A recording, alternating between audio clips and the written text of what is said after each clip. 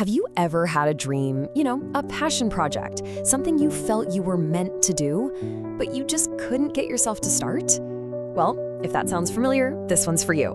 We're about to break down Steven Pressfield's incredible book, The War of Art, to figure out the secret to winning that inner creative battle we all face. So let's just dive right in with a really important question from the book, and I want you to be honest with yourself here. Is there a version of you, a life you can picture, that's just waiting to be lived?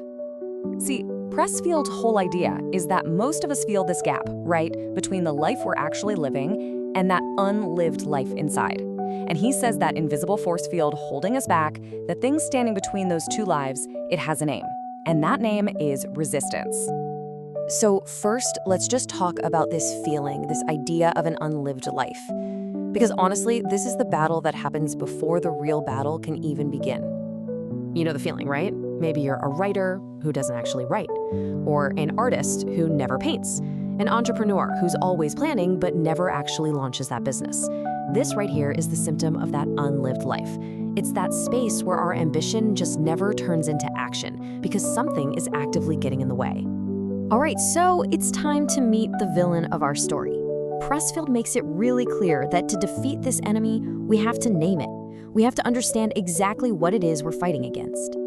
And this is absolutely crucial. Resistance isn't just you being lazy. It's not just procrastination. It is an active, negative, toxic force. It has one single mission: to sabotage anything that might lead to your long-term growth, your health, or your creative soul.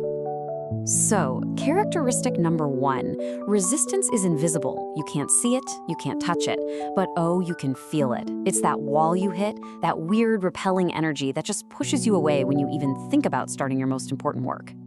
You know, it's so easy to blame things outside of ourselves. Our job, our family, not enough time. But Pressfield is ruthless on this point. Resistance is an inside job. It is self-generated. The call is coming from inside the house. And it is a master manipulator. Resistance will use any excuse, any rationalization it can think of to keep you from doing the work. And the crazy thing is, it will sound just like your own reasonable voice, telling you, "I'll start tomorrow," or "You're too tired right now," or the classic, "You're not good enough yet." And here's the thing you have to accept. You cannot reason with resistance. You can't talk it into taking a day off. It doesn't care about your logic. It is basically a machine of destruction programmed with one goal: to stop you. The only thing it understands is power. And this thing, it shows up everywhere. Seriously. Trying to write a book? It's there. Starting a business? Oh yeah. But it's also there when you try to start a new diet, or commit to a spiritual practice, or even make a big life decision like getting married.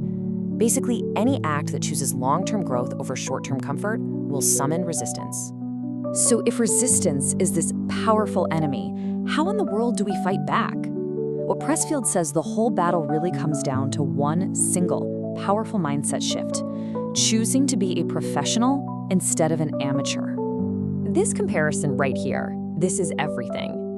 The amateur, they're just a weekend warrior. They're terrified of failing, and in the end, they let resistance win. But the professional, they play for keeps. They show up 7 days a week.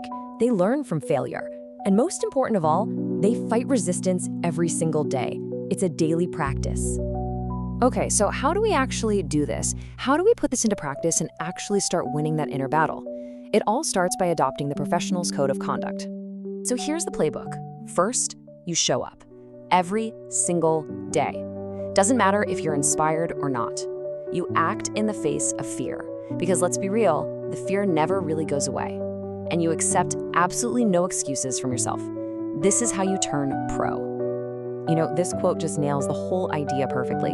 The pro doesn't sit around waiting for the muse to show up.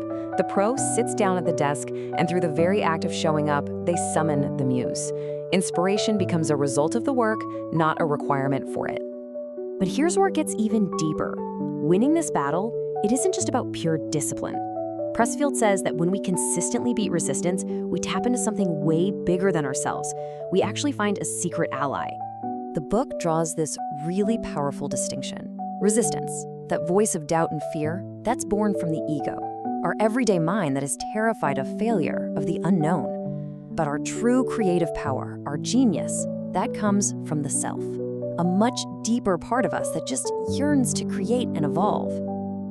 And just look at the difference in perspective. It's huge. The ego's world is based on fear, scarcity, and being separate. But the self, it operates from a place of love, connection, and a belief in our own limitless potential. Beating resistance is really about learning to shift our consciousness from the ego to the self. So this brings us to the ultimate question, doesn't it? After all of this, what is the one simple, actionable secret to winning this entire war? There it is. In the end, the most profound spiritual advice, the most profound creative advice, is also the most boringly practical.